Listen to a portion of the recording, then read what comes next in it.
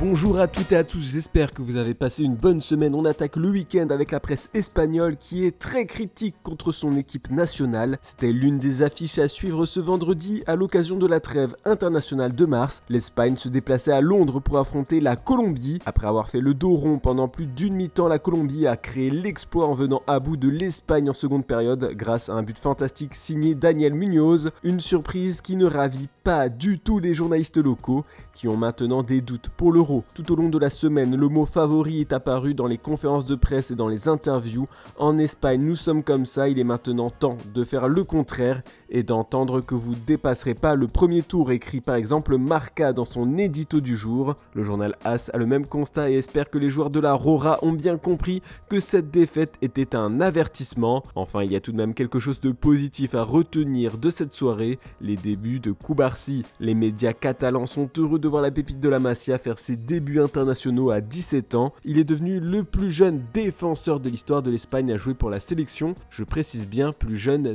défenseur. Et petit jeu de mots à la une de l'équipe ce samedi. Alors Euro, titre le journal, nos confrères font un focus sur la belle affiche du soir, France-Allemagne. Les Bleus vont affronter l'hôte de l'Euro 2024, même si en ce moment la Nationalmannschaft n'a jamais été aussi vue comme fébrile, on risque de voir un match intense. Une grosse équipe comme l'Allemagne se dépasse et se transcende toujours quand il faut battre la France. Vous avez pu le remarquer aussi sur cette première page, on peut voir Mbappé entouré de 3 joueurs importants du Real Madrid, un choix éditorial sûrement pas anodin. La grosse question que se posent les journalistes également ce matin, c'est qui va jouer neuf pour l'Euro, Giroud ou Thuram?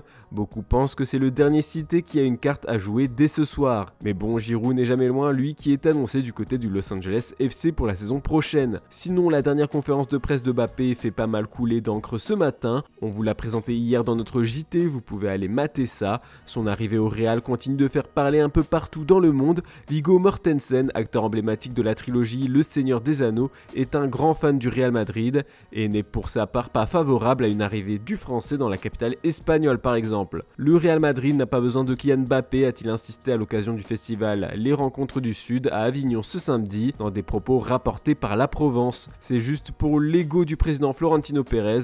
Moi je pense qu'avec Bellingham et Rodrigo, on a ce qu'il faut, ce n'est pas nécessaire.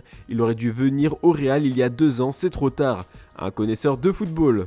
Du côté de la presse anglaise, ce qui fait pas mal parler, c'est l'avenir de Gareth Southgate à la tête des Free Lions. Le sélectionneur de l'Angleterre, sous contrat jusqu'en décembre prochain avec les Free Lions, est très apprécié du côté de Manchester United et plus précisément de Sir Jim Ratcliffe.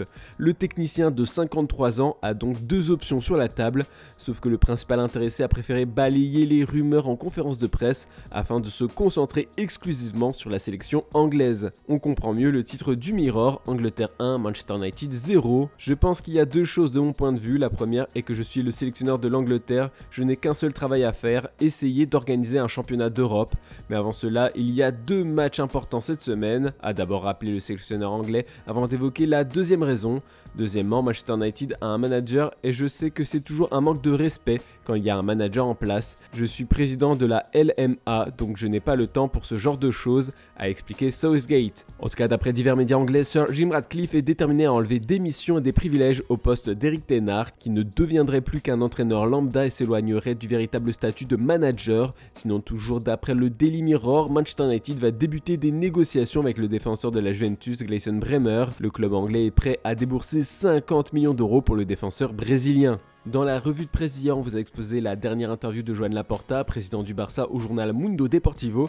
Et bien, surprise ce matin, il y a un deuxième épisode. Le dirigeant catalan continue de lancer des pics au Real Madrid et après avoir critiqué le recrutement de Kylian Mbappé, il est revenu à la charge au sujet de l'arbitrage, souvent favorable aux merengues. Plus précisément, il critique la pression exercée par Madrid sur les arbitres et le fait que ceux-ci aient demandé la prolongation de l'instruction affaire Negreira. Voici son état d'esprit face au cas de la Real TV. Je suis toujours en colère et indigné car ce que fait la télévision du Real Madrid est une honte. Je crois que les régulateurs du football devraient intervenir ici parce que c'est essayer d'influencer les arbitres chaque semaine. Joan Laporta rapporte aussi que les relations entre les deux clubs se sont dégradées, surtout avec son homologue Florentino Pérez. Aujourd'hui, il n'y a pas de bonne relation avec Madrid parce qu'il a comparu dans le cas Negreira et que ce qu'il fait est une aberration. Il a demandé que l'instruction soit prolongée alors qu'il n'y a rien et qu'ils ne trouveront rien parce qu'il n'y a rien, exprime-t-il avec colère. Le classico est bouillant aussi en dehors des terrains. On termine avec les journaux italiens qui sont très branchés mercato ces derniers jours. La Gazzetta dello Sport laisse de la place à Gyökeres, attaquant du Sporting CP et cible de l'AC Milan.